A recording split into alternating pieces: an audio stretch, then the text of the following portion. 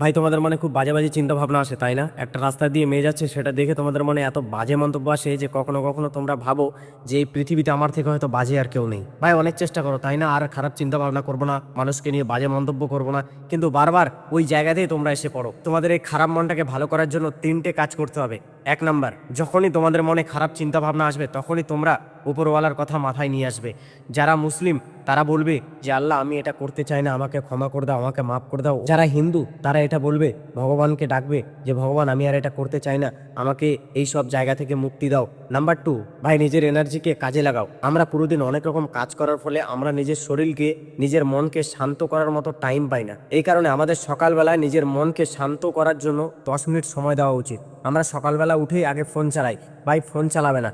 Phone না চালিয়ে meditation করো 10 মিনিট। মেডিটেশন করলে তোমাদের ব্রেন শার্প হবে, মেজাজ ঠান্ডা হবে, এতে তোমরা ভালো চিন্তা ভাবনা করতে শিখবে। নাম্বার থ্রি, ভাই ভালো ভালো খাবার খাও, বেশি মশলা জাতীয় খাবার খাবে না, চিনিকে অ্যাভয়েড করো। সব কাজ তুমি যখন রেগুলার করবে দেখবে তোমার ধীরে ধীরে সব কিছু মেনটেনে চলে এসেছে, তুমি আর বাজে চিন্তা করছো না।